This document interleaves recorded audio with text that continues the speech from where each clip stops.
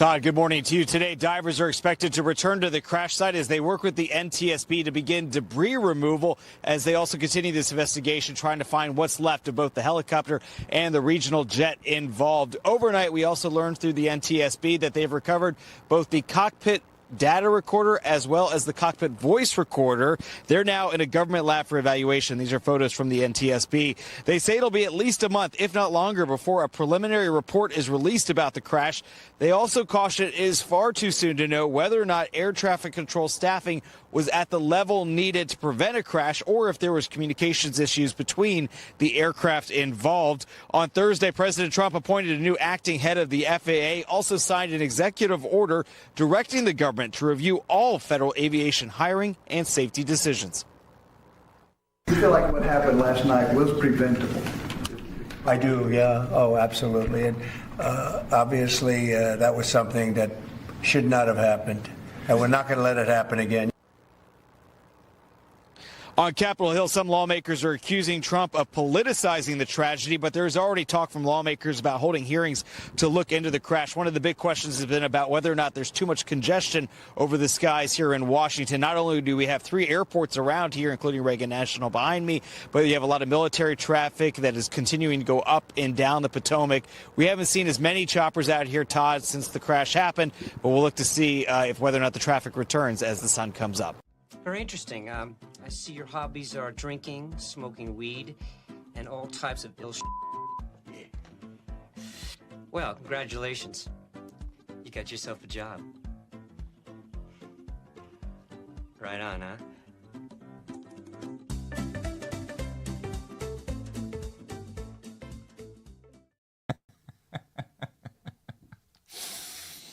You're hired!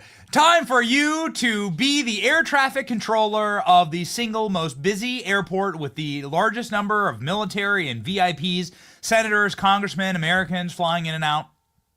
Right next to our most precious Capitol building and White House and monuments. And ladies and gentlemen, it's Free for All Friday. We're going to show you some crazy footage of the crash in Washington, D.C. that just shocked the country, and I guess it hits a little personal to me because we've flown in and out of Reagan like 100 million times. I used to live in D.C., and so it is horrifying to see that this is possible. We're going to spend a little bit of time on it today and talk about how this could happen. The new footage raises a lot of very dark questions. Ladies and gentlemen, we'll cover all of it today. However, we do have some good news for you also on this beautiful Friday, January 31st, 2025. We made it through January. The entire Team Benny here is like, thank you, thank you. January's been a hell of a year, and we're very excited to be successfully through this news fire hydrant, breaking news fire hydrant of a month.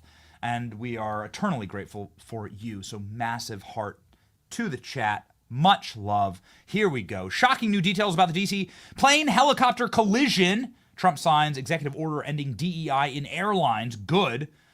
Trump nominees Kash Patel and Tulsi Gabbard and RFK Jr. knock it out of the park. Democrats weren't able to even lay a glove on them. Never seen Democrats so depressed, so demoralized, so incapable of even efforting a single resistance point. You remember how coordinated they all were for like Kavanaugh and Russiagate? Man, Democrats are just in shambles right now. Very exciting time. Army combat veteran Alex Pleistis joins the program. Somebody who's worked at the Pentagon, somebody who's flown Blackhawks, flown in Blackhawks hundreds of times. He's going to explain what was actually going on inside of that helicopter that slammed into a commercial airline. Also, Senator Ron Johnson, who's been asking questions at all of these hearings for Tulsi, Kash, and RFK Jr. will be on the program live, and he will be explaining to us the path forward for all of those. I don't think that Washington, D.C. understands the reckoning that will be loosed on it if they refuse to confirm RFK, Tulsi, and Kash.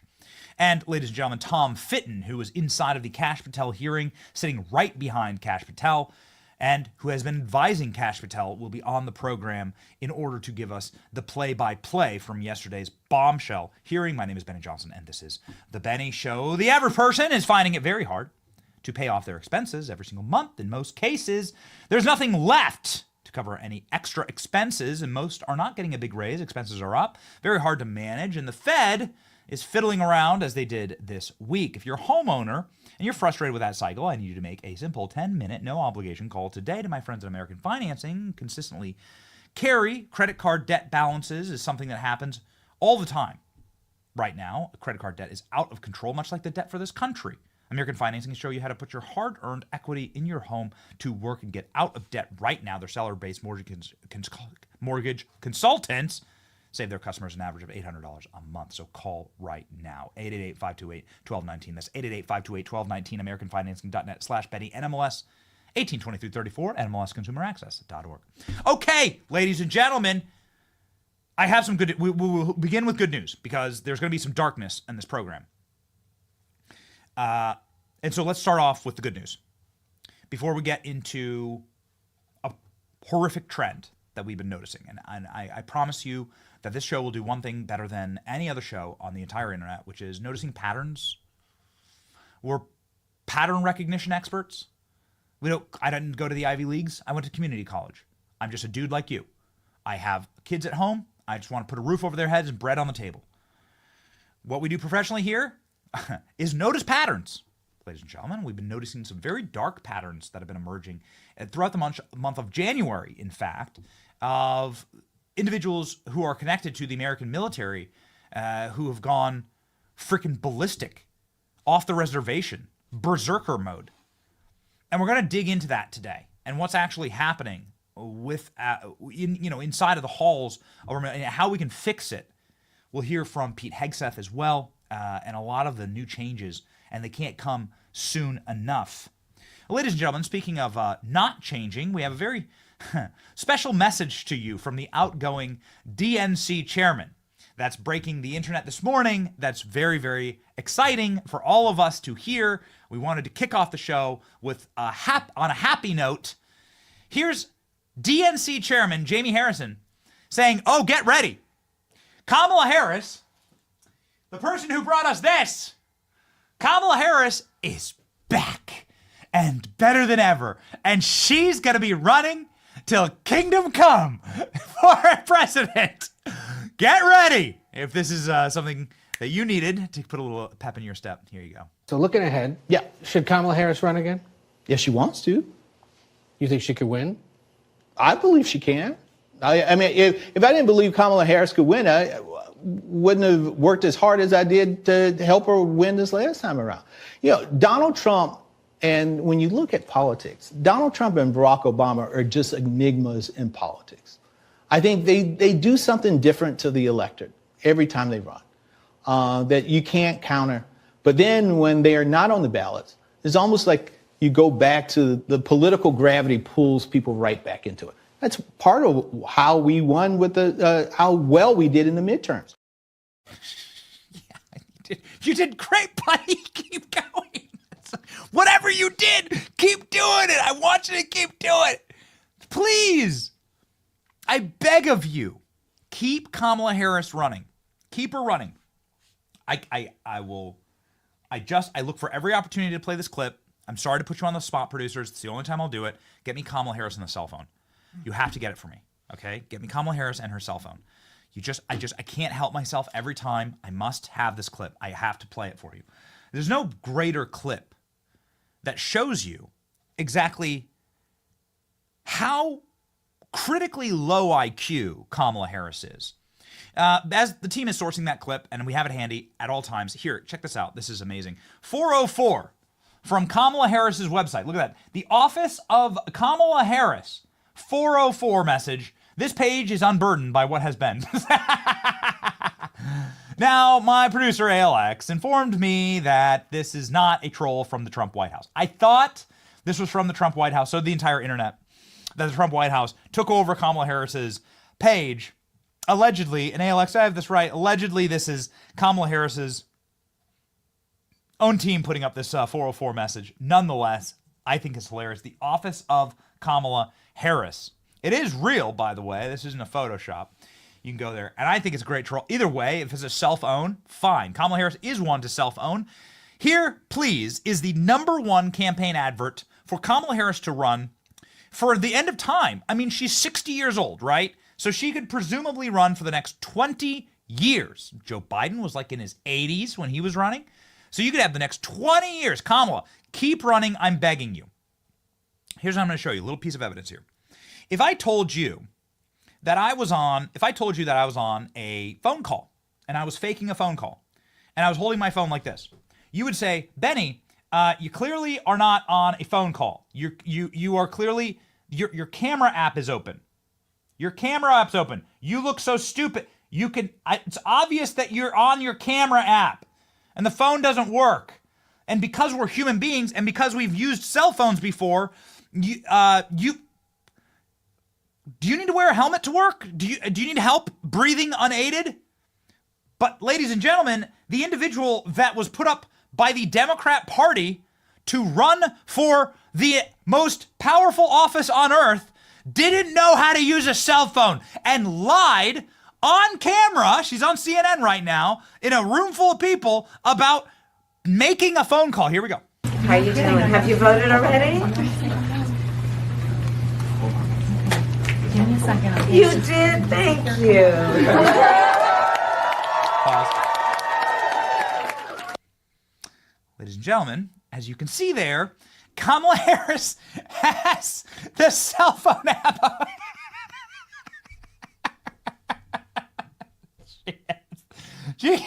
She, what kind of a sociopath? It can sit there and like fake a phone call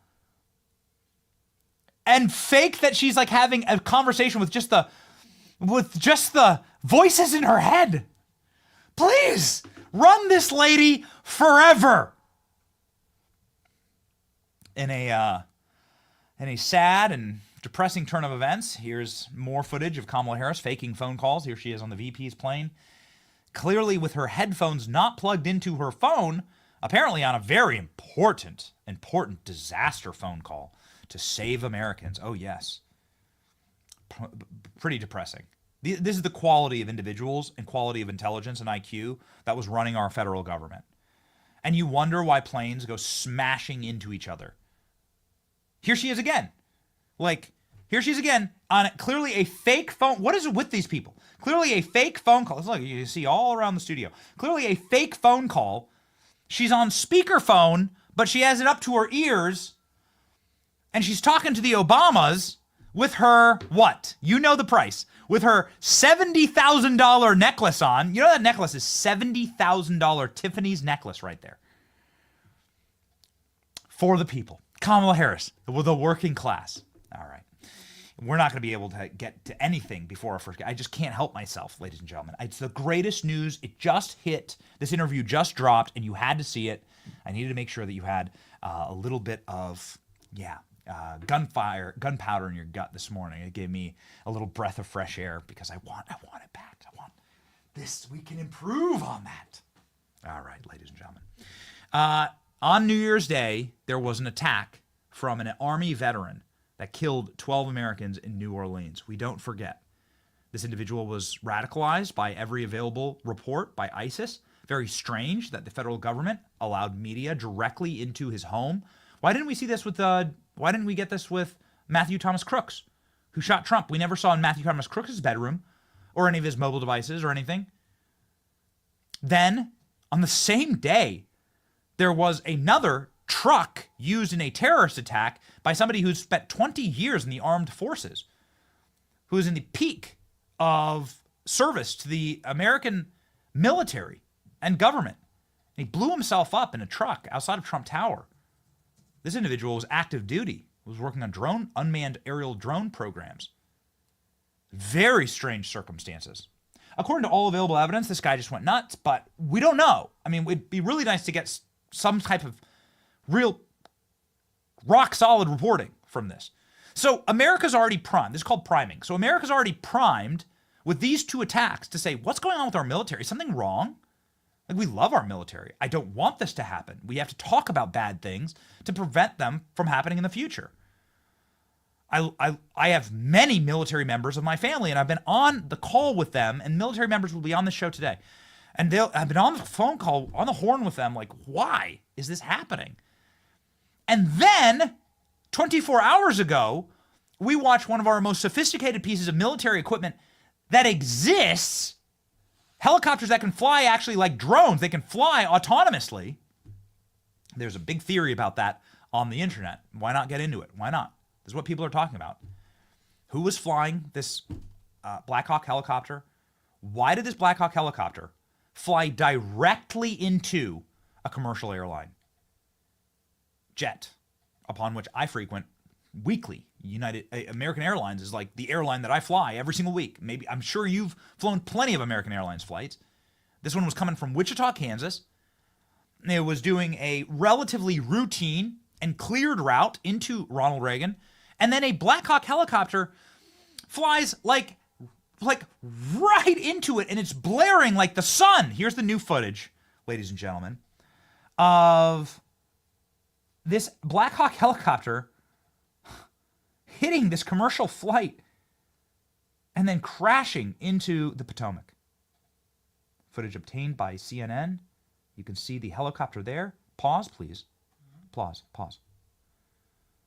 Okay. We're not here to like show you disaster porn. I'm not here to do anything other than prevent this from ever happening in the future. Americans must be confident that we can travel securely for our economy to run. Americans must be able to move, and we must be able to create, and we must be able to be confident that we are safe when we're doing that. Now, there have been 150 million commercial airline flights since the last deadly commercial airline disaster in 2009.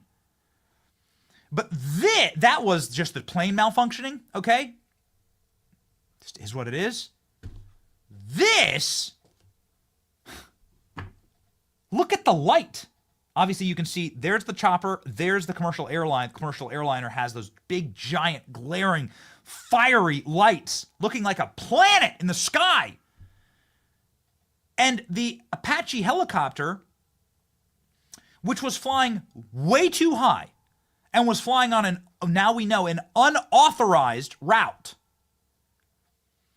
just goes right into it. Right into it. Okay, let's play it. It's tough to watch, man. Watch. Jeez. You know, these Apache helicopters, the purpose of these helicopters are to protect our service members inside of war zones. Again, we're going to have veterans who served our military and fought in brutal and deadly battlefields joining the program to talk about this. So I'll bring on the experts, okay? We'll bring on the experts. We'll bring on a dude who's flown hundreds of Black Hawk helicopter missions, okay? The purpose of these instruments in our American military is maneuverability.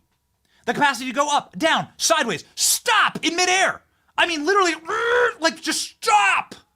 You can just hover. This is the most damning part of all of this, is that you saw none of that with this crash. You saw no adjustment or maneuverability in this, and there is in no universe the capacity for somebody to lie to me. You will not be able to lie to me or to this audience. This audience is smart, man. You will not be able to lie to this audience and to say, oh, but just a mistake. That's not a mistake. If you get into a Tesla, what does a Tesla cost? Like 30 grand, okay? So you get into a new Tesla.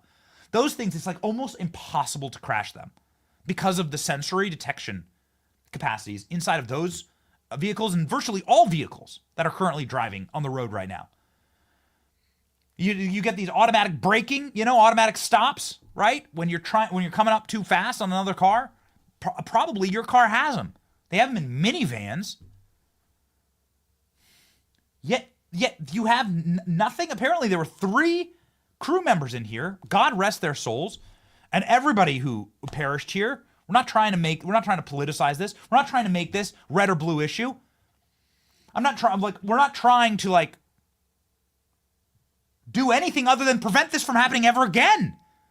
And the problem is that people are primed now. So there have been 3, and forgive me, it is what it is. There have been 3 attacks, deadly instances, okay? Let's just call them that directly involve either U.S. military veterans or U.S. literal physical active duty U.S. military implements here. There's no other way to interpret this than something went horribly, purposefully wrong here. How do you explain it? Ladies and gentlemen, how do you explain it?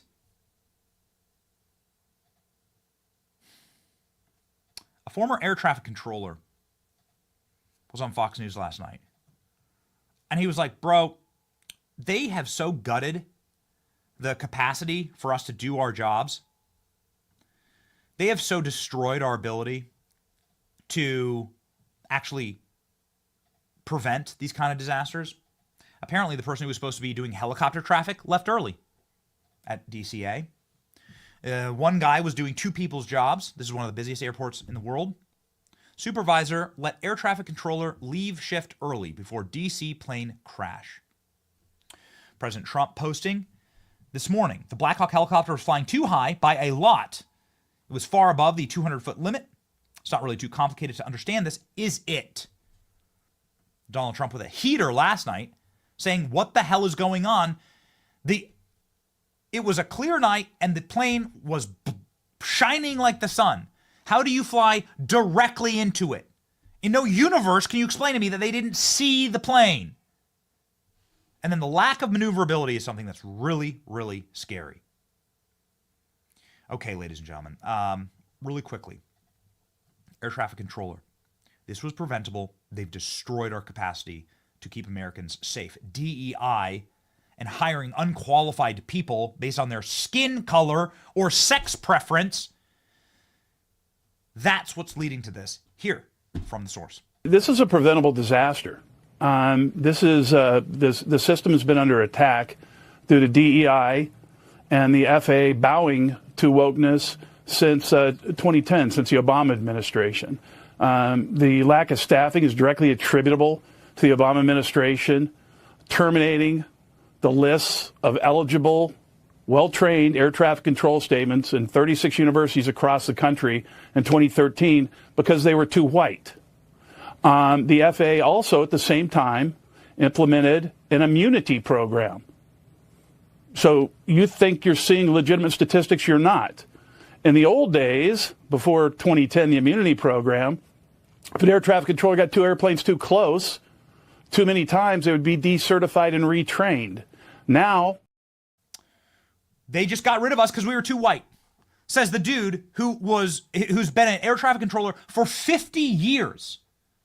That guy has flown planes in thousands and thousands and thousands of flights. That dude's been up in the tower keeping Americans safe. That dude probably called one of your jets landing. He's stationed out of Chicago. I've flown into. How many times have you flown into Chicago? People go to Chicago. I've gone to Chicago a bunch of times. That guy is keeping me safe and you safe and your children safe.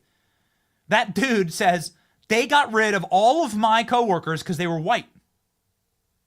What country do we live in? Do we live in South Africa? Are we in Rwanda? What country is this? These people are demons. They want something like this to happen. This is what it is. Listen to Pete Hegseth this morning breaking a lot of news on Fox. Pete Hegseth this morning's like, we didn't even realize how bad it got in the FAA with diversity hires and enjoy early retirement. Let's go. So I don't know exactly how the staffing occurred in that particular air traffic control tower. And it sounds like there was a shortage, and the investigation will tell us more about that. But the environment around which we choose pilots or air traffic controllers, as the president pointed out correctly yesterday, better be the highest possible standard, the best of the best who are managing, multiple flights. I mean, a flight a minute and managing radio traffic. I think the closest analogy to military service, guys, is pilots or air traffic controllers. I don't care what background they come from, what their race is, what their gender is, if they're rich or they're poor. I just need them to be good at their job because I need my flight to land safely. The same thing applies to the Defense Department, to our military. I don't care about your background, your gender, or your skin color. I want the best. And that's why when the president says merit-based and colorblind, he's exactly right across government. So he's correct to point out at the FAA or in our flights, it should not be about anything other than excellence. That's it. Excellence. Right. I don't care the color of the skin of the pilot on my plane or in the air traffic control. But we've, for too long under Biden, cared about those things, emphasized those things, pushed real or perceived quotas. At the Defense Department, we're ending all of that. It's been made very clear across all of our services and commands. It is merit only, and that means we'll get the best of the best. And that's what our taxpayers and the American people expect and deserve. And in the business of warfighting, which the Defense Department is in, if you don't have the best of the best, you lose people. And that's why this is so important. Can I get some Pete Hegseth? We're in communication with Pete Hegseth's office. Expect us to be soon at the Pentagon. We'll be... we're working on something really cool for the program to be doing because we're massive fans of this. Look at this. This is Pete Hegseth. Please go watch this video. We don't have time to play it right now, but please go watch this video. When was the last time you saw the Pentagon do something this transparent? This bro is just sitting there at his desk like we do every morning. And he's like straight up just flipped his camera around doing a selfie video. Like, here's what's going on in your country. Here's this, here's that, here's evidence, here's evidence. I'm going to read to you what's actually happening. Can I get Pete Hegseth's in the chat, please? I know we have an emoji for Pete Hegseth. And just a shout out to become a member, please. You get custom emojis, so many exciting, special, like little things that we're going to be doing on the program. Give me some Pete Hegseths in the chat. Yeah, I see him rolling through. I'm so proud of this dude, man. Check it out. Pete Hegseth with his little American flag jacket. That's right. Look at this, bro. He's just sitting there from the desk of the department. He has Dwight Eisenhower oil painting behind him from his Defense Department desk. And he's like, here's what's happening with this mishap. Good for him, man. Good for you, dude. Such huge fans of Pete. Way to go. President Trump, angry. It's the first time President Trump's been angry in the White House watching this. Who wants to see 70 Americans? Actually, we found out there were Chinese nationals. There were Russians. Who wants to see an international incident that was totally preventable? Nobody wants to see a single death ever. President Trump really angry about this yesterday. Trump's FAA executive order will replace all employees not hired on merit. You must cut out the cancer to keep the patient healthy, to save the patient. Here we go. It is a betrayal of the American people to say that you are going to prioritize the hiring of people with severe intellectual defects to serve at the Federal Aviation Administration, the entity responsible for ensuring that every single passenger over American airspace safely takes off, safely flies, and safely lands. And again, what it does over a period of time to an agency is that it prevents that agency from developing the new systems, the new protocols, the new programs, the new priorities to constantly adapt and evolve airline safety. Because instead, you're always playing catch up. You're always playing cleanup. You're trying to put out fires. You're trying to stop things from falling apart. You can't build. You cannot learn. You cannot grow because you're not hiring based solely on qualification and competence. They have been playing games with America's public safety in a way that is unconscionable. And President Trump's made clear that he's not only, and he issued another order today, he's not only installing the highest standards possible, but the order President Trump issued today tells the Secretary of Transportation to review every hiring decision at the FAA over the last 4 years. And where someone was not hired based on merit, qualification, or competence, then that person needs to be replaced. Love Stephen Miller. Guest on this program many times. Looking forward to having him and Alina join. You know, they'll be joining from the White House now, right? They're only 10 days in, so give us a second. Give them a second. They're drinking from a fire hose. But they're only 10 days in. They'll be joining from the White House lawn now. It's freaking awesome. President Trump following through. President Trump angry. First time I've seen him pissed was at his press conference yesterday. Now, we were live for Kash Patel. Obviously, you knew where we were going to be. We're very vocal about this. Kash is our boy. All right, we're going to get our boy in. So we were live for 6.5 hours with Kash Patel, and we weren't breaking for nobody. But Donald Trump was angry at his press conference yesterday and then followed through with an executive order. Here we go. We have a presidential memorandum titled Immediate Assessment of Aviation Safety. In light of the damage done to aviation safety by the Biden administration's DEI and woke policies, what this presidential memorandum orders is for your Secretary of Transportation and FAA administrator, in this case acting FAA administrator, to basically ensure that we are actively undoing all of that damage, that we are assessing how much damage was done, and that we're ensuring that people hired within the FAA, in keeping with your memorandum of January 21st, are only the most outstanding, capable people for the jobs that they're being hired into. In other words, competence. Yes, sir. Elevating competence over everything else instead of the DEI policies that were pursued by the Biden administration. I think everyone understands that. And Obama. Yes. Both of them. Okay, but Biden much worse. Not even a contest. What they've done is just crazy in so many other ways. We're about evidence on this program. We physically show it to you.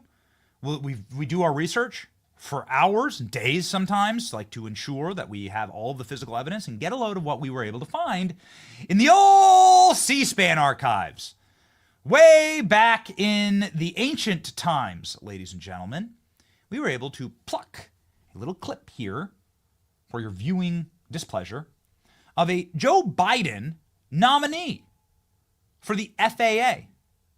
This was the guy who was supposed to be in charge of running the Federal Aviation Administration, who was forced to withdraw. You can see here. When is this dated? 2023. All right, so this would be within recent history. Who was forced to withdraw after a setback, according to NPR. Let's go ahead and check the setback. What exactly was the setback here? Senator Ted Cruz asking the questions. You ever flown a plane? Thank you for the question, Senator. No, I have never flown a plane. So you weren't a military pilot or a commercial airline pilot? No, Senator. Have you ever worked for an airline? No, Senator. Have you ever worked as an air traffic controller? No, Senator. You ever worked for a company that manufactures airplanes? No, Senator. You ever worked for a company that fixes airplanes? No, Senator.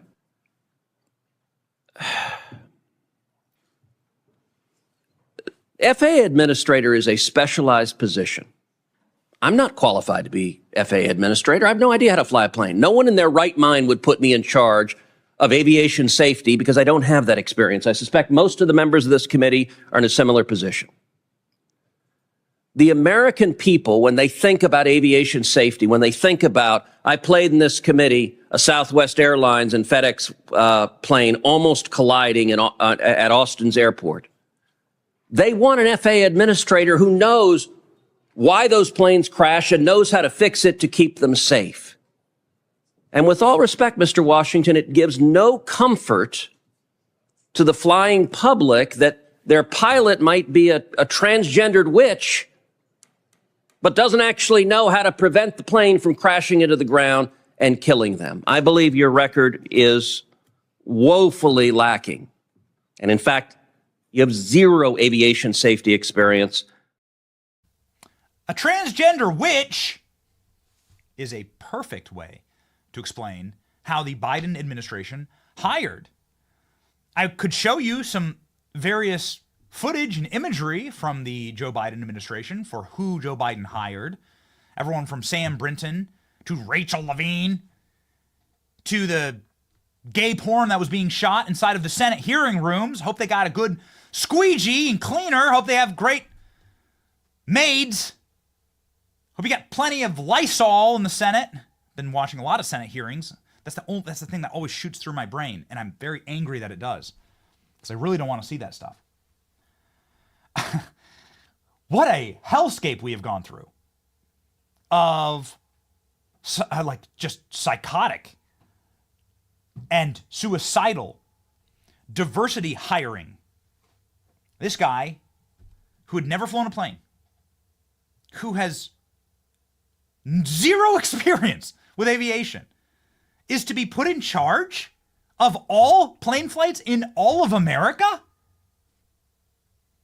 Now, many people are saying, well, President Trump, where's the proof that he's a DEI hire, that you use DEI in the FAA? There's so much proof.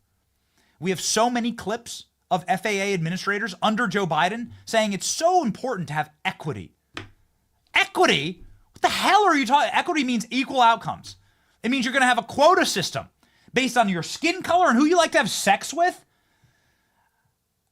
for how your planes will be landing and if your children will fly either safely and get there or if they will perish. And we are heartbroken as a father, as a young father, to see some of the imagery of this plane, of some of the individuals who lost their lives. Some of them were small children. Some of them were little children. I want to play you the final result here, and then we're going to jump over to Senator Johnson. But this is the final result of Joe Biden's policies. And I will not tolerate, we've been nuking people and forcing them to delete their accounts, and we have the power to do that, and we muscularly use it. I will not tolerate people blaming President Trump, who's 10 days into an administration, for the corrupt rot and failures of this suicidal worldview. Transgender witches. That's exactly right, Senator Cruz. Here's what it sounds like when your plane goes flying into Washington, D.C. in a military helicopter, effectively targets it, and they smash into each other. Here we go. 25, get the CRJ in flight.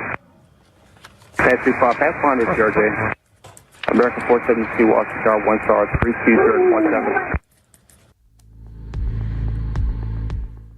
Did you see that? Delta 32, sorry. I don't know if you caught earlier what happened, but there was a collision on the approach in the 3-3. We're going to be shutting down operations for the indefinite future. If you want to go back to the gate. Yeah, we witnessed the whole thing. If you need any information from us. Oh, so just a bunch of gasps, huh? No one ordering the helicopter to like hover in place since it can do that? Since the helicopter can geometrically move around in like all 3 dimensions? Nobody's ordering that? Nobody said anything to the helicopter? You want to know why? Because the helicopter pilot was not informed, was flying way too high, flying on an unauthorized path, and the person who was supposed to be directing the helicopters was allowed to leave early. Sick. Truly. I mean, it makes our blood boil, ladies and gentlemen. Senator Ted Cruz asking if there will be how many transgender witches there will be in control towers all across America. Maybe the great senator from Wisconsin, can answer that question. A man named Ron Johnson, a strong ally of this program and a person who speaks truth fearlessly in the Senate and has been doing so with the confirmation of RFK Jr., joins the show live now.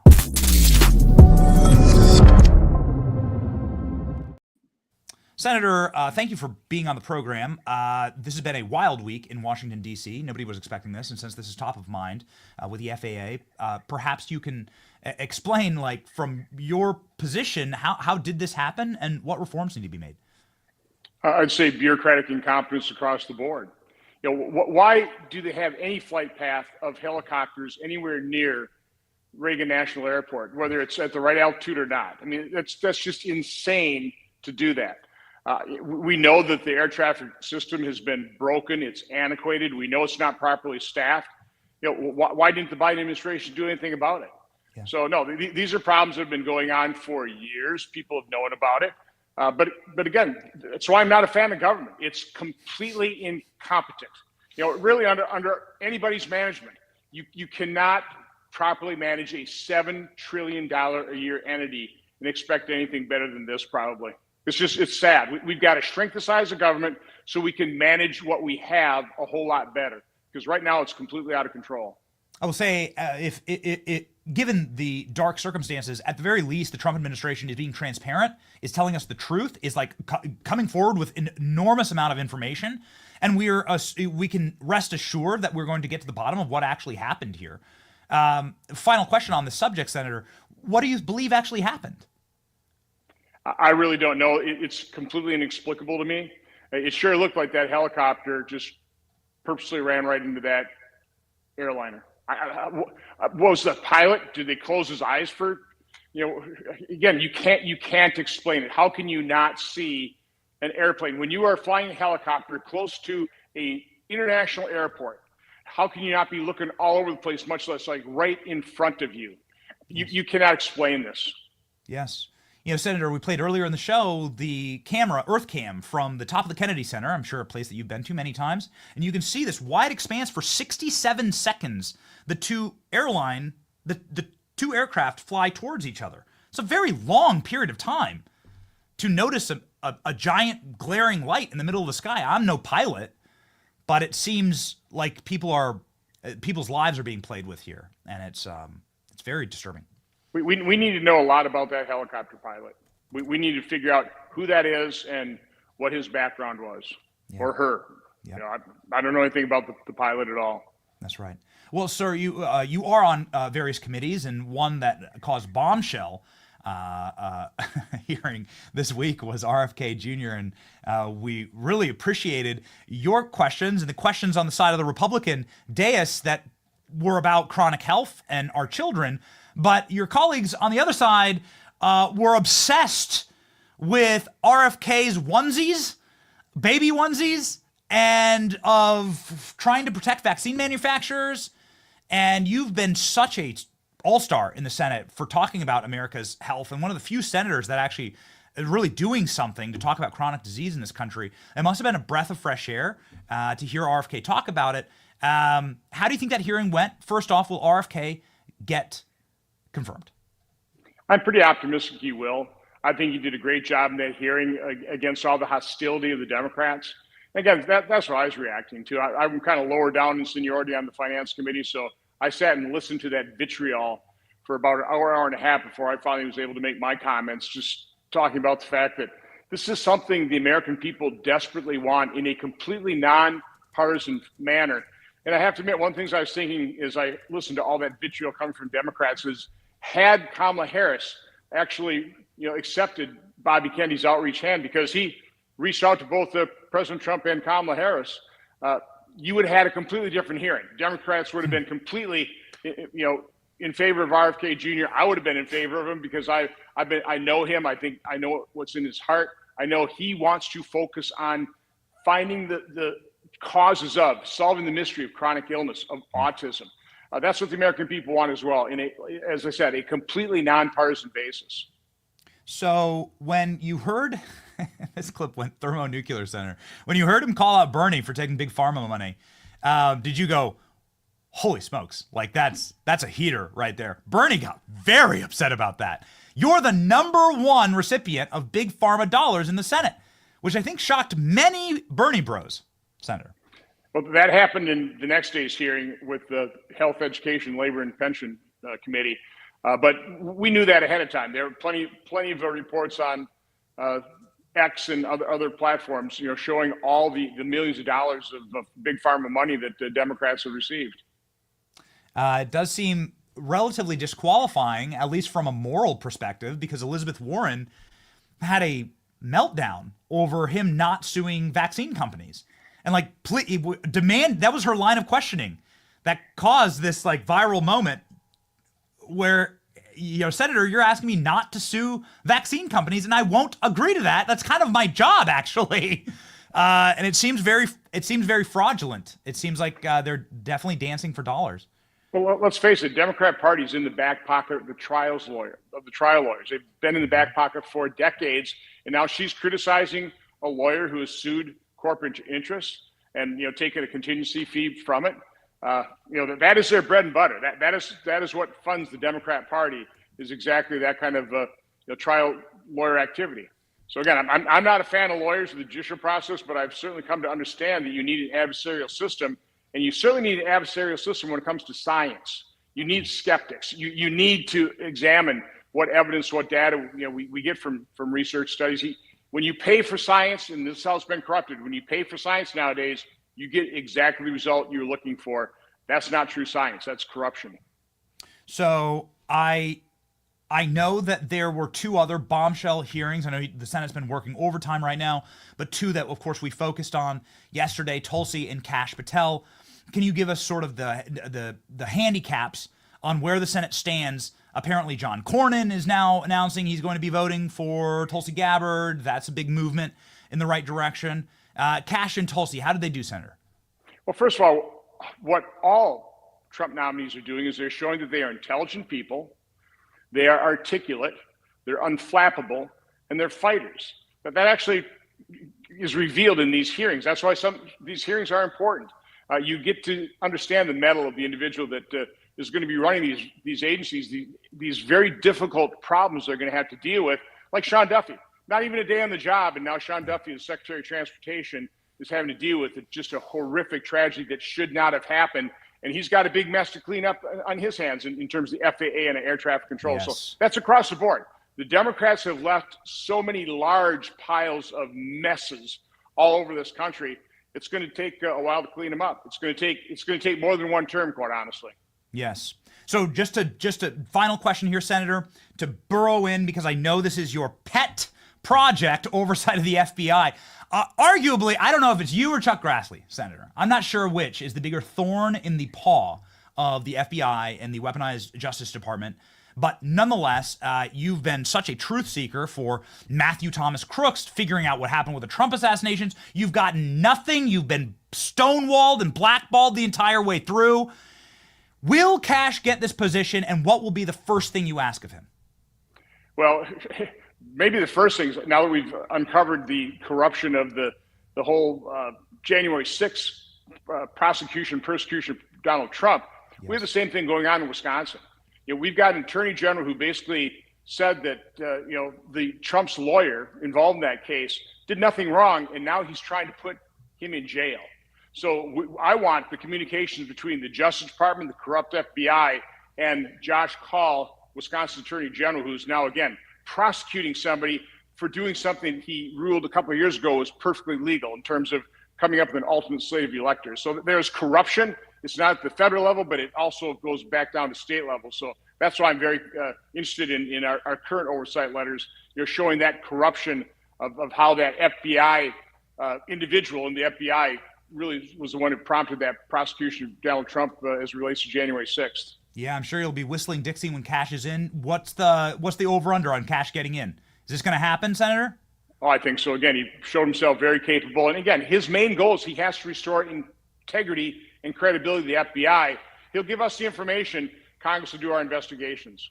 Great. It's incredible to hear. I don't know how anybody could vote. Possibly. It seems like career suicide to vote against Tulsi and Kash after the performances. Also, RFK, I think, did so honorable and did such a great job. Courage under fire. Ladies and gentlemen, if you want to see more of it in the Senate, you got to follow one of the true actual fighters and truth tellers, the great Ron Johnson. Follow him right here. Almost 700,000 followers on X. You're viral, Senator. Not quite, but I'm getting there. You're an influencer, Senator. Thank you so much for all of your work that you do. Godspeed. Have a great day.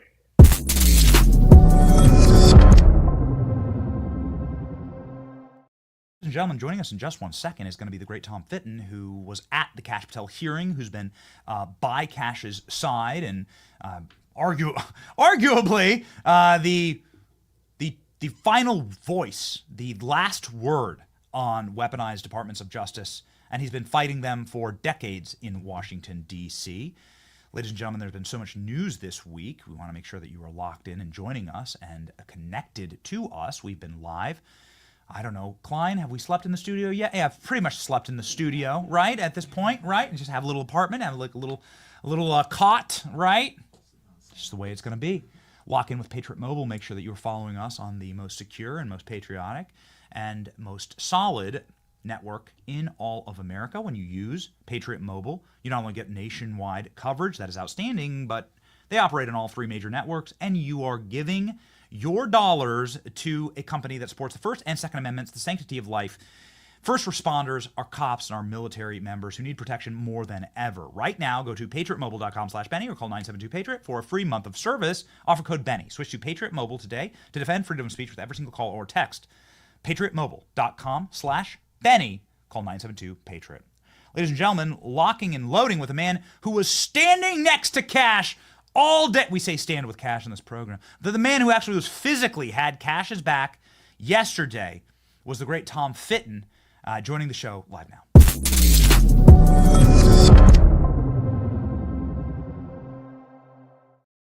Tom, how are you, sir? You're Cash's bodyguard, dude. Good for you. Oh man, he had 3 sitting right behind him there. That was not noticed by the media. The media didn't comment on it. I thought it was unusual to have 3 guys, at least 3 that I could see, not standing off to the side or in the back, but front and center, right behind him. So he must be under significant pressure and threat because of his because it's all about Trump in the end, isn't it? Yeah. I mean, well, listen, if they can blow off a piece of Trump's ear, right? Like you already heard, was it a man with a Molotov cocktail? I don't think we've even covered it on the show yet. There's been so much news. Came in the other day. Yeah, bro, with a Molotov cocktail. There was that guy with the machetes that were coming in to kill Trump. Like these people are getting caught at the Capitol building. Ladies and gentlemen, listen to this. There have been multiple left-wing terrorists with deadly weapons that have been nabbed at the Capitol that are coming in to try and kill Trump appointees or nominees. And so it's a dangerous time. Oh, yeah. And Hakeem Jeffries, I'm sure you saw minutes ago, called for Democrats to take to the streets. We have the clip. If you don't mind, how about we pop it up? If you don't mind, Tom, we have the clip. Hakeem Jeffries saying, "Yeah, it's time for us to take to the street and for us to." Oh, the producers are grabbing it right now. Okay, so, it's only 10 seconds. Let's do it. Okay, Hakeem Jeffries saying, "Yeah, this is the head. This is like arguably the most powerful Democrat in all of Washington D.C. right now, saying it's time for all Democrats to march in the streets to burn cities down." Once again, out of anger for Donald Trump. Here we go. We are going to fight it legislatively. We are going to fight it in the courts. And we're going to fight it in the streets. Dude, these people are like, they're like a fifth column. They're like it's like paramilitary. It's like they know the orders that are being given right now. Although I will say the Trump Justice Department doesn't seem to be effing around, Tom. So no, and we're reminded violence is the core left-wing value. It's violence, anti-Semitism, hatred for America. And we're kind of seeing that all. And, I was there in the Patel hearings yesterday, and it's clear, first of all, the hearings are a waste. If there's anything we should learn from this confirmation process is the Senate confirmation hearings are a vehicle to abuse good Americans and conservatives and smear them and essentially just use the power of the Senate to abuse people for having speech that is at odds with the DC establishment. And I think there's no reason to have these confirmation hearings the way they've been developed. Yeah. And Senator Thune, if he's looking at the long game, should be curtailing these confirmation hearings in terms of their length and, and their reach to ensure that good Americans don't apply for key positions or put themselves out there for key positions. And, thankfully we got these brave hearts like Kash Patel and Tulsi Gabbard and Pam Bondi and the rest who are very Trumpian in their approach. It's not the typical Republican way. And, what I saw yesterday and what was going on in Tulsi's hearings is that, the left is desperately afraid of anyone who's going to ask the right questions about their corruption. And people like Patel especially are threatening to them because he knows what they did. He knows what they did, and he knows what needs to be done to ensure it doesn't happen again. And I hope he takes those actions. We live in obviously we started on a bit of a dark note. There have been multiple, what you have to assume, assassination attempts on not just the president, but also on his nominees and appointees. We live in dark times and serious times with serious topics. But all Democrats wanted to talk about yesterday was the January 6th choir.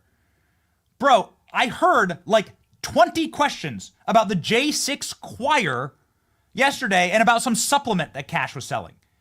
Yeah, these are not serious people, man. I texted Kash. I go, the January 6th choir. I texted Kash as soon as the hearing's done. I was like, you are going to sell so many records for the J6 choir. Right. This hearing, Democrats just sold out all the records. It's going to go platinum now because Democrats couldn't stop flipping talking about it. By my count, 5 Democrat senators asked questions about that issue. Is it an issue? I mean, what? It isn't an issue.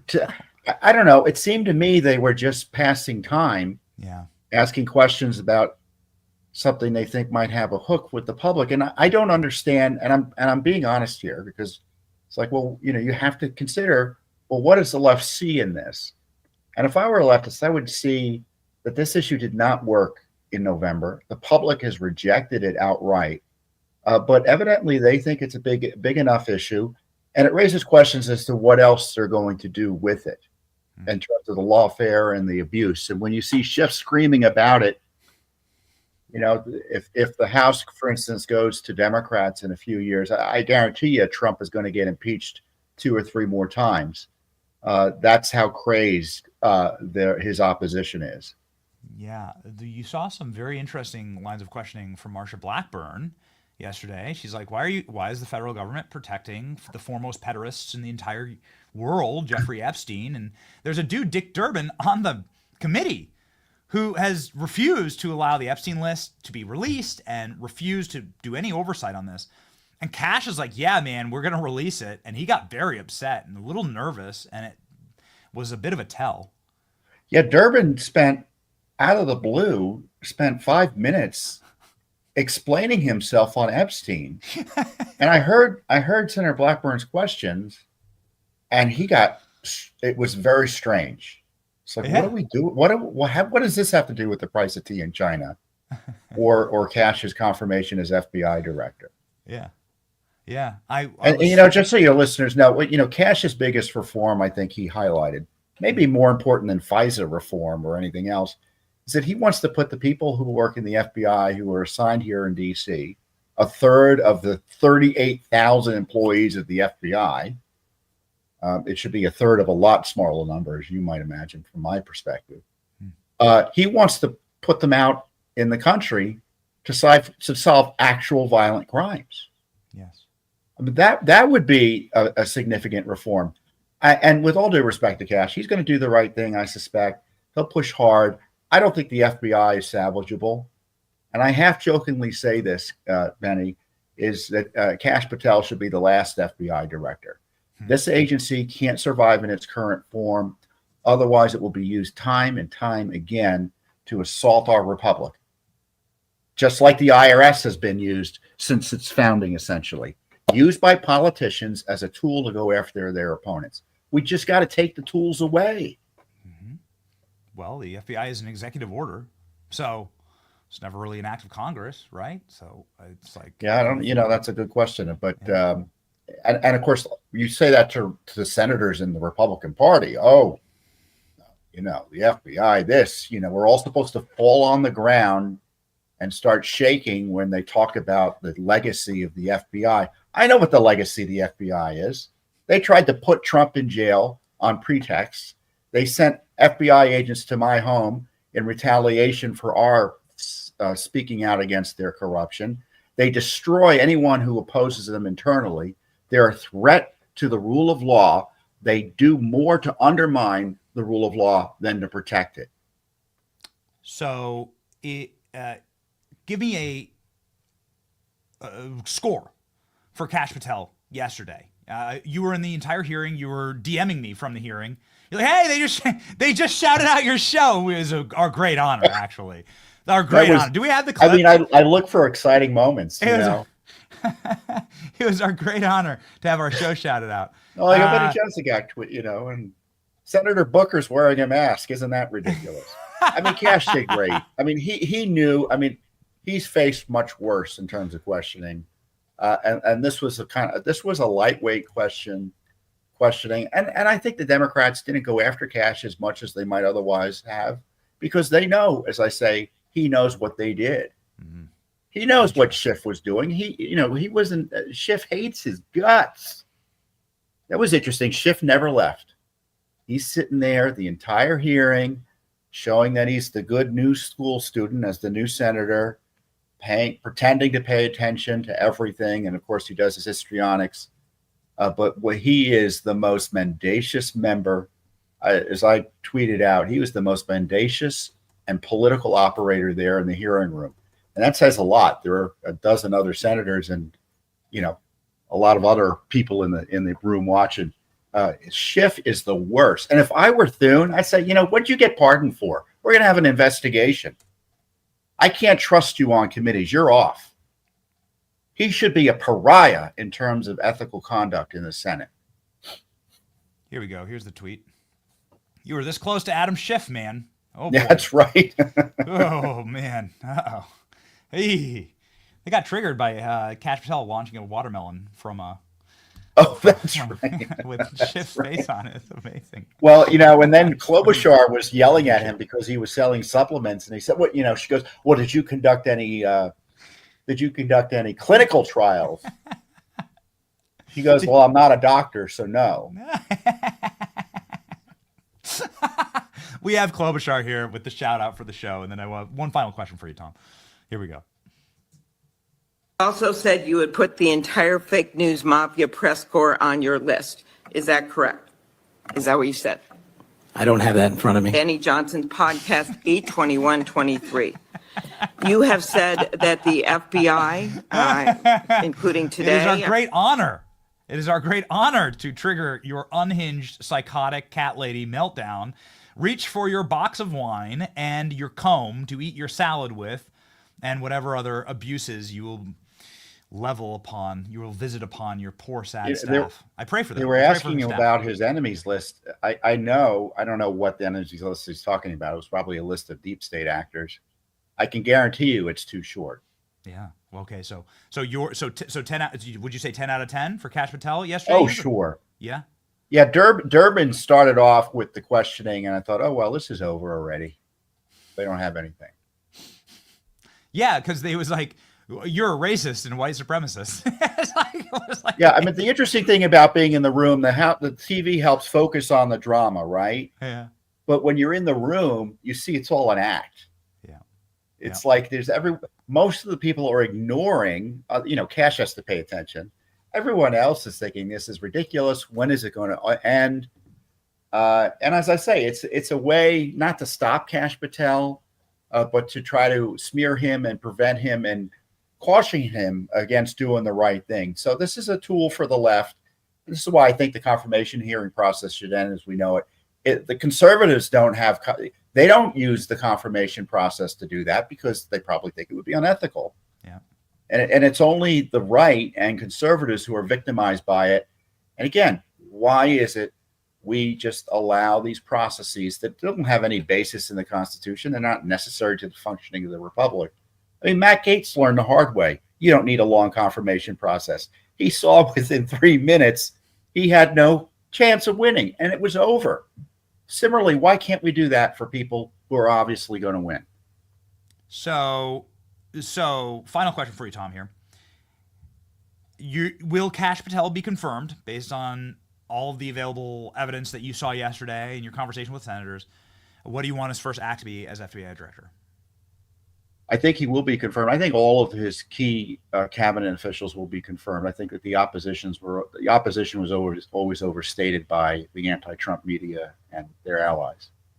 What Kash Patel should do is tell the president, this FBI was so corrupted, I don't even think that we can be trusted to internally check ourselves here. Recommend Pam Bondi as well. Ask the president to appoint special counsels from outside the agencies to do a shakedown, a rundown of what went on in the FBI. Refer in the least the findings for criminal proceedings as required, to the degree appropriate, initiate grand jury proceedings outside the power and control of the FBI. I'm not sure how that might work, but I love Kash Patel. I think he'll do what he can. But in the end, the FBI cannot be investigating the FBI. Yeah. I don't trust them. Yep. There are too many James Comeys there for Kash to even be able to do it. Yep. Yeah, that's exactly right. Do a criminal investigation on myself. We found nothing. Guess what? It's just us with the fire hose on the top of the AGR building in Butler, making sure that all the evidence gets sprayed off, cremating the body as quickly as possible. It's so evil, dude. It's so evil. I'm really looking forward to this era of transparency. Yeah. Mike Davis might get a job yet. The viceroy. He just has to grow out that mustache, right? Get his fancy hat. That's right.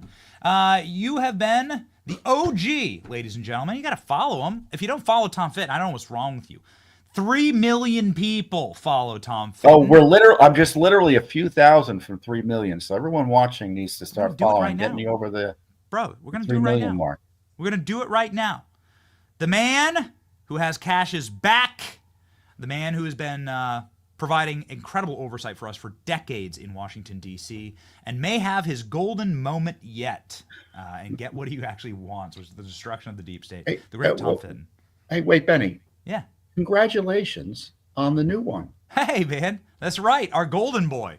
God bless you. That's God bless. Right. Another gift from God, huh? That's exactly right. On Inauguration Day, no less. So. Oh, wow. Our cup overfloweth. Wait, so is his middle name Donald? Wait, I actually told Don and Eric that if we had twins, I'll name them Don and Eric. No, it's not. It's not Donald. Named after his great grandfather. Oh, wonderful, wonderful. Well, congratulations. I mean, that was the most important thing that happened in your year thus far, right? And that's a matter of fact. That's right. Well, congratulations to you and your wife. Thank you, Tom. We're both fighting to make sure that those kids can grow up in a functioning country and a functioning Western civilization. So, thank you, Tom. Godspeed.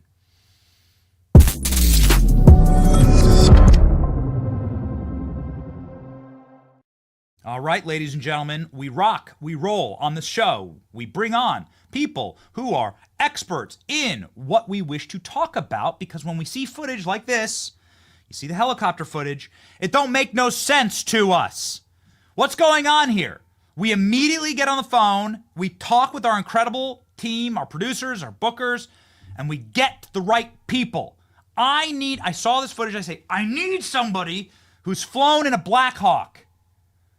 Give me someone who's been in war. Give me a man who has a pedigree as long as my arm on war fighting and understanding our military. Somebody who's had a chair and a desk at the Pentagon. Get me Alex Pleistus. Somebody who's served our country honorably in war zones across the world, who's flown on these helicopters hundreds of times. Who's received enemy fire on these helicopters and knows so much of their functioning, capability, and capacity. So we can bring the experts to you, ladies and gentlemen. Joining us right now, live, Alex Pleistus.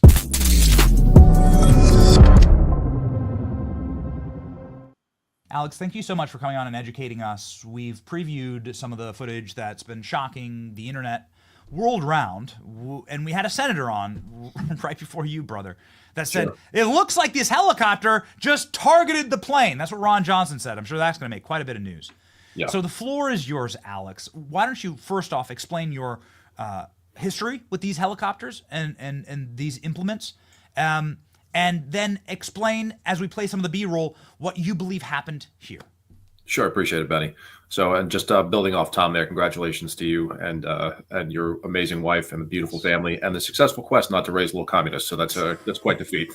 Appreciate it. So as everybody's watching, and to fly safe, to live in a safe country, exactly. And to live in a safe country. Yes. I purposely didn't say anything there just to let folks watch the video that's sort of coming in. So I want to provide some context. So as Benny mentioned, flown a number of combat missions in the back of these things in over Iraq, other places as well.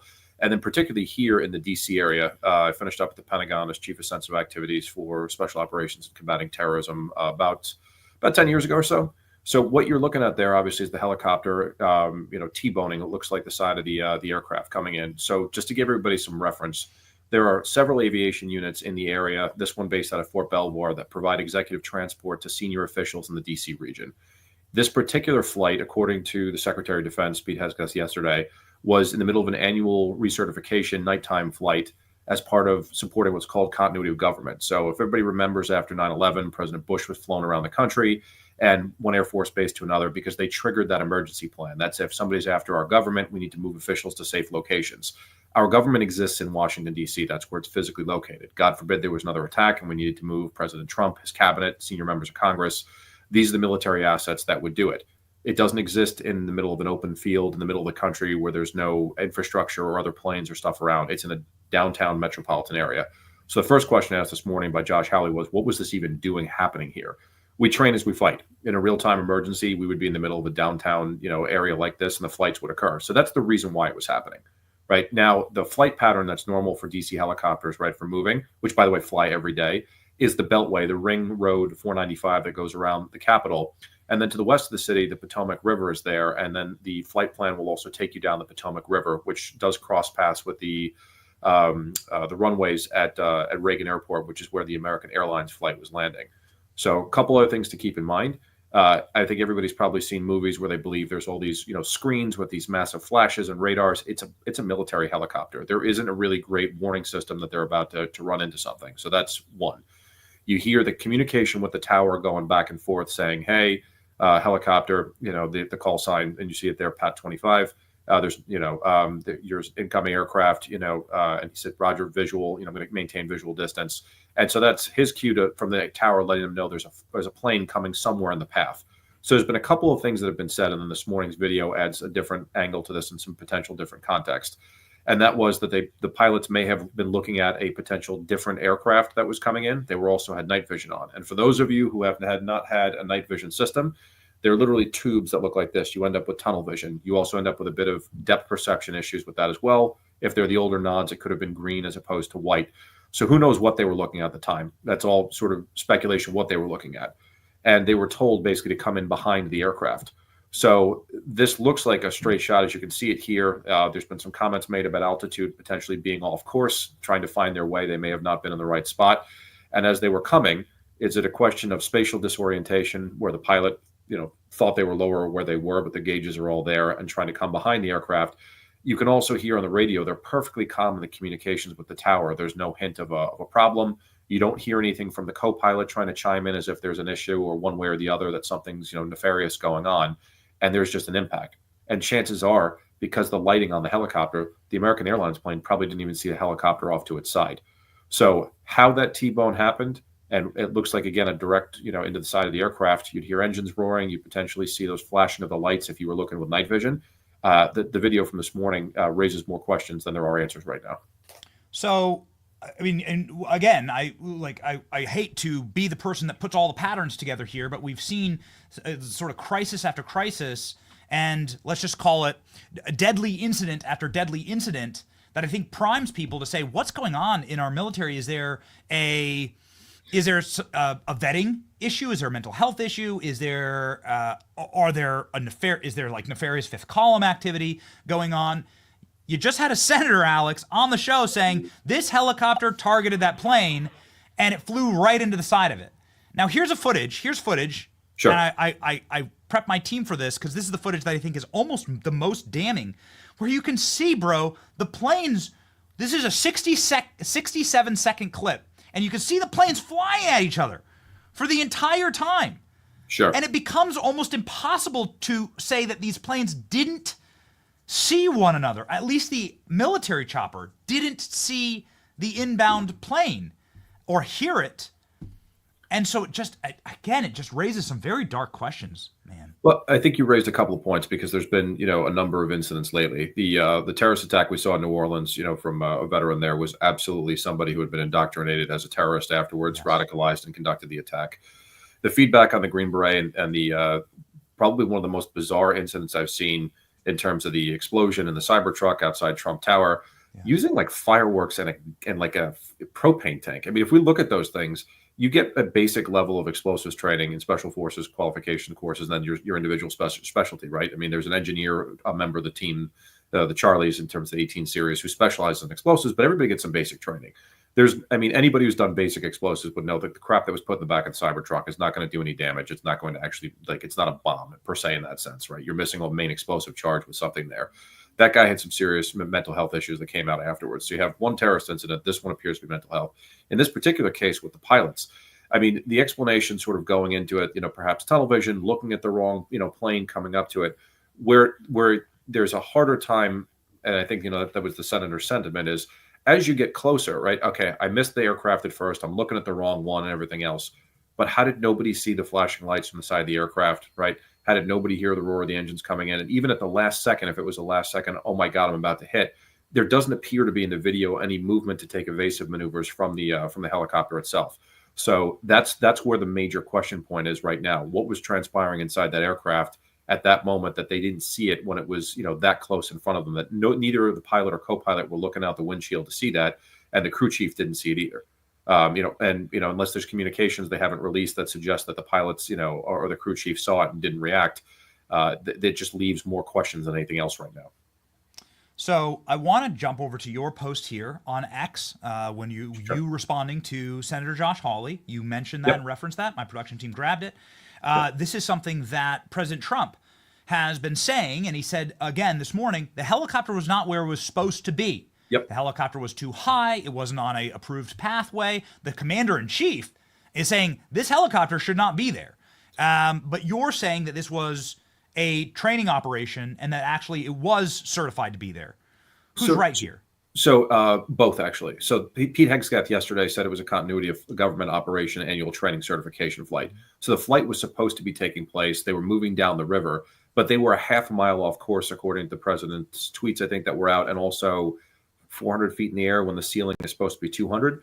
So they were outside of whatever their approved pattern was. And if you look at the flight map, at one point, if I may, Alex, I'm sorry, I don't have a habit of interrupting, but no, go ahead. What the hell, man? Why then? Why? How is that possible? How could you be twice the height that you're supposed to be flying? And you said veering quite radically off course. Yeah. How would that be? How is that permissible? Excellent question. So, I mean, you have to take a look at a few things, right? So illumination, was it dark where they were? Did they move up in the air because they were afraid they were going to hit something? What I haven't seen, so we've all seen the flight pattern. What I haven't seen is an elevation change to see if it went up or down at any point. That's the one piece of data that's missing.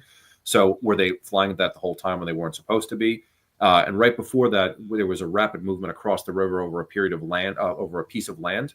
And the river is the visual check mark for most of the pilots to let them know that they're on course when they're flying over, right? And you can see the lighting here, right? It's not pitch black at the time it took place.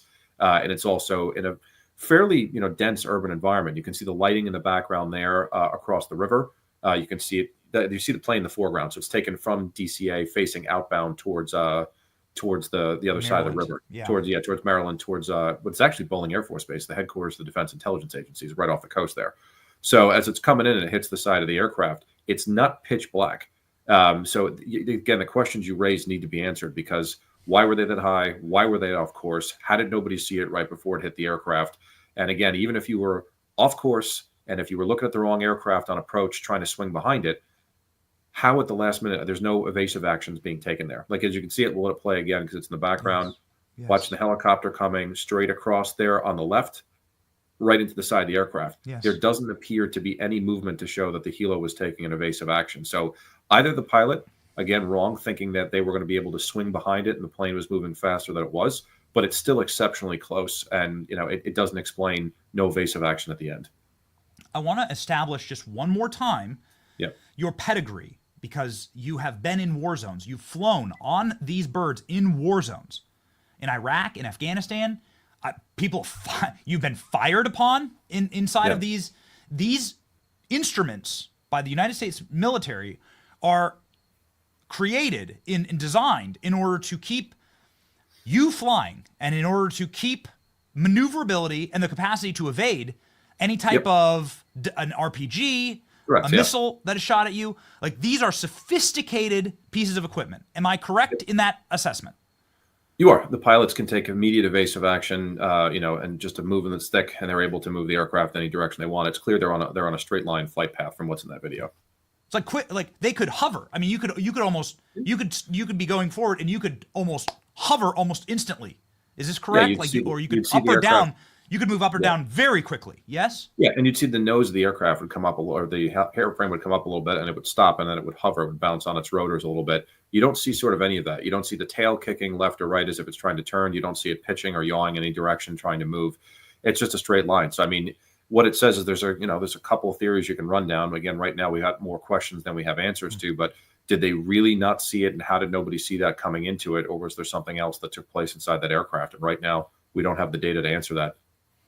Man, I guess watching this chilling footage and living in DC, and I know you've lived in DC, at least it's a gallows observation, but at least it didn't happen over, at least this crash didn't happen over a huge neighborhood, right? Or a bunch of, or a government building or a tour bus, right, full of children. And it could have been even more horrifying, frankly. I mean, again, you're right. So the good thing is that after 9/11, right, they restricted the airspace over the Capitol for commercial aircraft, although there was one that deviated directly over the Capitol during this incident trying to clear the airspace, which was unusual. And the helos are meant to go down the river. So if it was going to occur anywhere, this would have been the spot to do it. And I've been on the DC Air National Guard helicopters that fly over that region as well. If you commission into a reserve or guard unit in the area out of the, Georgetown's the main ROTC, classmates of mine did, that's where you end up as in the aviation unit. I've been fortunate enough to fly on that pattern. And it's really kind of beautiful. You fly over the river, you see our nation's capital, all of our instruments of power and democratic institutions that are downtown. You can see the Capitol, the White House. It's really fantastic. So to see, something like this happen, the tragedy unfolded is just, it's awful. The loss of life on board that aircraft is senseless. And I mean, it's very clear something went wrong, because folks will say, oh, it was, why were you training there? We train as we fight, if that's going to happen. Do training protocols need to be looked at? Absolutely. Or flight protocols to see what happened. But at the end of the day, we still need to be able to move people. And our adversaries in the event of an attack are not going to, hey, guys, can you hold up on the terrorist attack? Or, hey, let us wait 20 minutes to clear the airspace. Like, that's not realistic. It's not going to happen. So these flights are going to need to start again. So somebody's going to have to get to the bottom of this and find out what the hell happened. Yeah. Okay. All right. I don't want to go to the dark place, right? I don't want to go to the last thing you want to put out there is that this was someone did this intentionally. Yeah. It's just the evidence is starting to really become quite overwhelming. Yeah. Yeah. It's raising questions. You're right. I mean, that's quite overwhelming that something bad, something truly dark happened here. I want to put up Alex's X profile. I need everybody to go over and follow Alex. This is him actually in the photo. This is him in the cover image right there in Iraq. Yeah, I lied to mom and told her a desk job in Kuwait, and then I ended up on the front page of the New York Times. That's the third battle scene, American Sniper in Insider City. So she was a little pissed, to say the least. Okay. While everybody goes over and follows Alex, we're going to get him up to 100,000. Alex is just one of these people that has such a strong voice and such a clear, rings like a bell, and is always constantly, no matter who's in the White House, fighting for our American service members and for the betterment of the men and women in our armed services. Give me a score for Pete Hegseth. He's only been in the chair for a couple days, but give me a score. Give me a score for the new SecDef. It's actually been quite impressive to watch in terms of his responsibility. For those who don't know, too, Pete's responsibility as a SecDef is outward facing. It's operations overseas. It's engagement with Congress and with the Hill. All the stuff with the anti-woke, DEI, all that. That's actually the deputy secretary and the services to handle. So right away, there was a crisis overseas. We tried to extend the ceasefire between Israel and Hezbollah. You had to get the agreement back on track between the Israelis and the Palestinians, and making sure the prisoner exchanges took place. Having to react very quickly to the president's orders to expand the facility at Guantanamo to add more folks down there. Whether you agree with the policies or not, it doesn't matter. He is the Secretary of Defense taking orders in the White House, and he is doing what needs to be done. And those were two significant tests overseas right away to see if the administration would be able to handle. And and he did quite well in his part for getting those things done. I love this, man. Just in closing, I love this. His conversations from the desk. Yep. From the SecDef desk, the transparency, the showing us of the documents and what's actually happening and the readouts. Yep. Man, it's so based on what we've just been through for the last 4 years, where it feels like we've just been perpetually lied to or at least obfuscated by the Department of Defense and those in our government. It rings like a bell, man. It's just so beautiful to see, and at least you feel like there's adults in the room. It certainly does. And you've got a guy who's a communicator, who's a Princeton graduate, who's sitting there in the chair, communicating directly, not going through the press secretary on this one. So you're hearing from the horse's mouth. This wasn't an attempt to sort of avoid responsibility. I'm in charge. Here's what's going on, and here's what's happening. That's not much more you can ask for, right? Not much more you can ask for. Godspeed, Alex. Thank you so much for your service, and please be a regular on the show. Be our correspondent into all of this, because we want to give people accurate information. You're the man for it. At your disposal, brother. Anytime you need. Congratulations. Thanks again for having me. My brother.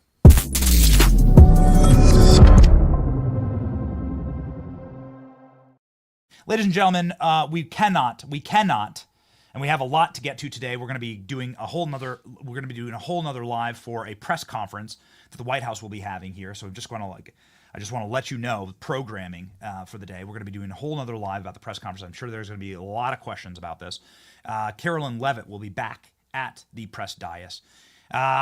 We covered Kash Patel for 6.5 hours. Do you think I would not do Assault That Lib for the Lib's reaction to Kash Patel yesterday? Oh, baby. Here we go. Lawrence O'Donnell, soon to be fired from his failing news network at MSNBC that will hopefully be bought by Elon Musk. Can't you wait for the Benny Show? I'll be taking Rachel Maddow's position. And yeah, I mean, Rachel Maddow's makeup person won't have to change much, actually, quite frankly. Oh, man, that's so sad to say.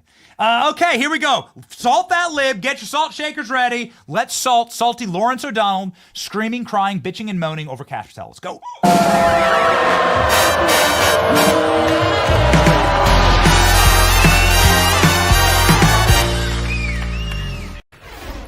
Kashyap Patel is the kind of person who Donald Trump does not want to be a citizen of the United States. Kashyap Patel was born in the United States 44 years ago to immigrant parents, the kinds of people who Donald Trump says have poisoned the blood of America.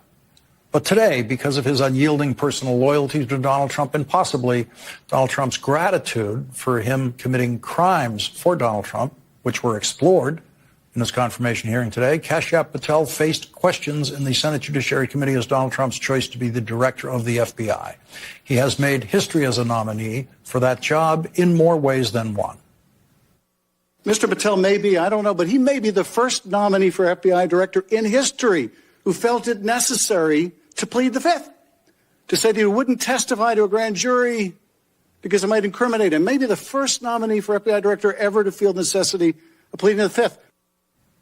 That's right. He is the first nominee in history to plead the Fifth Amendment as a nominee for director of the FBI because he believed his testimony to a grand jury could incriminate him in the commission of crimes with and for Donald Trump. The grand jury was investigating Donald Trump's illegal possession of classified documents, and that testimony to the grand jury remains secret. So hard to, honestly, it's so hard to watch. I don't like these clips. Guys, we got to not do clips from MSNBC anymore. It's almost too sad. It's too sad. It's like watching a grandfather in a graveyard, like sitting there sobbing, crying, reaching for his pills. These people are unhinged, and we do an uplifting show on this program. And so, ladies and gentlemen, we have an uplifting meme for you of Kash Patel. We're going to give you the Kash Patel meme that broke the internet yesterday when Kash Patel informed one of the members of the committee who was having a hysterical meltdown on him that she was out of time. This is Amy Klobuchar, who shouted out our program. Thanks, Amy. Thanks for watching. Eat your salad with a comb. Getting bodied by Kash Patel. Let's go. Rest of the interview. This is why snippets of information are often misleading and detrimental to this committee's advice and consent process. If you consent, I would love to have 5 hours of questions, and then I could read the whole transcript. You've got 2 minutes. Wow. Damn! Minutes. Wow. Damn! Wow. I've never seen them so demoralized. I've never seen them so sad, so off their energy and game. They've just been eviscerated by this. It's a beautiful thing to see. It's what happens when you sell out your soul. It's what happens when you don't have an actual party that's founded on anything other than power. And then when you're out of power, like you have no values actually that you represent. When you're out of power, then you have nothing. You have nothing to hold on to, nothing to live for, ladies and gentlemen. Whew. Exciting time. Ladies and gentlemen, I'll give you something to live for. Everybody in this country should be living debt-free, should be looking for a fresh start this year. Everything from eating better to better sleeping and life habits. Make sure that you give yourself a financial fresh start. Make sure that you start the year by getting out of debt, not being crushed by it. This is your first step. Contact PDS Debt for a personalized debt solution. If you're making payments every single month and your balances are running down, PDS has a solution for you. Everybody with $10,000 or more is eligible. Debt qualifies, and there's no minimum credit score required. Bad or fair credit accepted. You can save more by paying off your debt in a fraction of the time. Make This year, the year that you take control of your debt, get free debt analysis right now called pdsdebt.com/Benny. It only takes 30 seconds. That's pdsdebt.com/Benny, pdsdebt.com/Benny. Results may vary. Terms and restrictions do apply. All right, ladies and gentlemen, we want to make sure that we are ready for the press secretary and the White House press conference that will be happening here. And so we're going to be doing our Ask Benny Anything for the week. We do it every single Friday. Please join, become a brigade member. Go to bennyjohnson.com, become a brigade member. You can ask questions during our Friday show, but then also we're going to be opening up the capacity to ask questions of various cabinet officials and people that we will be interviewing for a long form version of the show. Some new products that we're going to launch. It's going to be very exciting. Here we go. Evan says, can we get a meme from Jerry that has scenes from Air Force One movie? Seeing the helicopters photographed from the Ospreys gave me a get off the plane vibes. I think we actually have that, Jerry. Let me know. Jerry might be sending us this. We'll see. Okay, so Evan, the answer is yes. And we might have one for you just yet. Juiced Griffin says, how can we make a beautiful official renaming ceremony happen for the Gulf of America? And should President Trump do more pro-America ceremonies like new buildings? Yeah, a renaming ceremony for the Gulf of America. That's a great idea, Juiced. Bro, we're going to do it. I live on the Gulf of America. We will go there and we can do a massive party when they officially rename it. But it has to be renamed through some type of government nomenclature system. There's a government maps and namings, of course, because they're going to have something like that. We've actually put it up on the show before. It has to be officially certified through that. And once that happens, then it will turn into the Gulf of America. As of right now, the maps don't show that. So when that happens, that'll be a great date to actually pin down and then do like a big party on the beach, or to do like the show live from there. That'd be really fun. To do something, we can totally make that happen. And we'll be broadcasting live to you from the Gulf of America. How exciting. It's a great idea, Juice. Thank you. Cash Miller, nice name, Cash Miller. Benny, will you visit Washington soon? Are you talking about Washington, D.C. or Washington State? The answer is Washington, D.C. I will be visiting Washington, D.C. probably on a weekly basis. We've already been invited. Yesterday, we were supposed to be on a plane somewhere with somebody who you know, cabinet secretary, but we weren't able to get into D.C. because there was a horrible accident there at the airport. So we weren't able to fly. But expect lots to be happening here on this program. In this space, ladies and gentlemen, this is the #1 show, and this is the #1 channel that will bring you the front seat to the golden era in our country. We're extremely excited about it. And we're extremely thankful for you. We just can't believe how quickly the show has grown. We are we're just utterly thrilled about it. And know that we are going to be locking in. It's going to be such a fun ride. We have calls today with members of the administration, with cabinet secretaries, with big-time VIPs. We're going to be locked in. We're going to be speaking at CPAC in D.C. I guess to answer further that question, we'll be speaking at CPAC. We'll be all over. And it's going to be fun. And we're going to take you with us. We're so thankful for you. It is a profound blessing to have this show and this channel. And we are locked in. This team is ready. Let's go. We are ready. Get ready for the Benny Show live broadcast from the massive new detention center in Guantanamo Bay. I kid you not. Get ready. I shouldn't be telling you all this stuff, but it's too exciting. I can't help it. You're like my family. I love you. Get ready. The Benny Show live from the new massive detention center in Guantanamo Bay. It's freaking happening. It's so happening, and we're so back, baby. Our verse of the day. Here we go. For he has rescued us from the kingdom of darkness and transferred us into the kingdom of his dear son, from Colossians 1:13. He's rescued us from the kingdom of darkness. You can't get more on the nose than that. Rescued us from the kingdom of darkness, ladies and gentlemen, and into the kingdom of our King. Christ is King. He has rescued us from the kingdom of darkness. That might turn out to be one of my new favorite Bible verses. Doesn't it feel like that? Man, it does for me. We are fighting on this program to ensure, with every waking breath, that we have a future for our children, that we have a country that we can give to them, and that we preserve this place and do something that only blessed generations do, which is to make their land better for their children, better than how we found it. And so that is the goal and the mission of this show. And I know it's your goal too, and so I wish you a blessed weekend in this, the greatest country on earth. We'll be live in a little bit.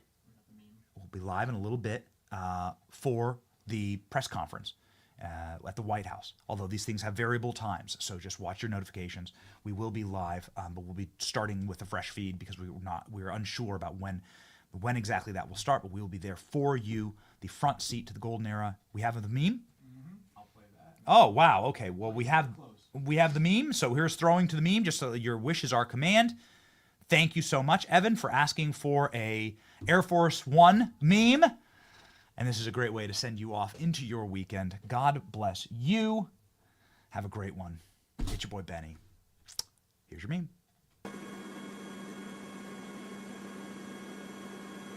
Drop the gun! Drop the gun! Mr. President! And I win!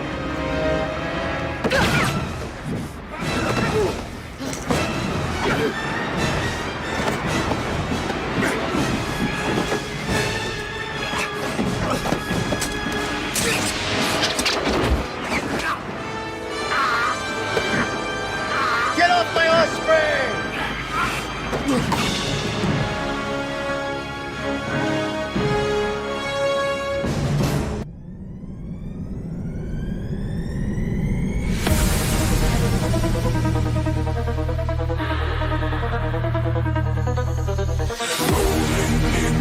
Firelight, flames igniting icy night, crimson glow in frozen land, heat wave from a warlike band.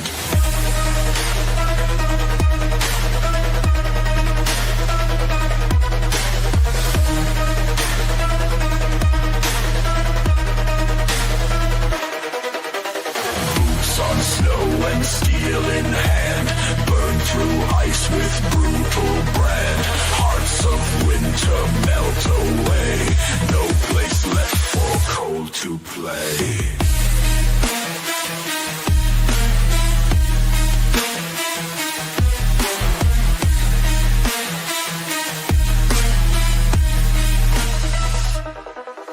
Smoke and cinder fill the air, ashes falling everywhere. Conquest painted black and red, blazing trails where we have tread. Marching on in endless heat, cold defeated, feel the beat.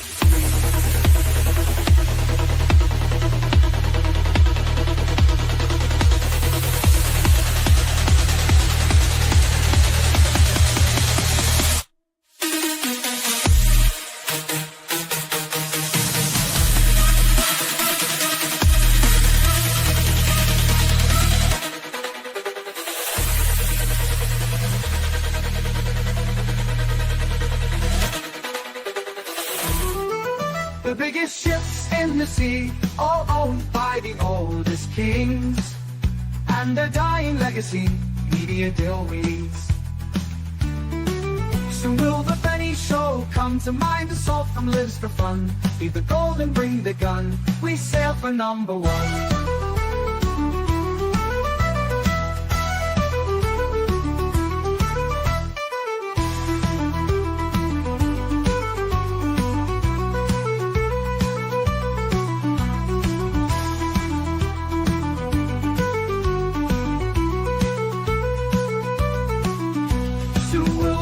Show come to mind, the salt from lives for fun. Leave the gold and bring the gun, we sail for number one. The biggest ships in the sea, all owned by the oldest kings.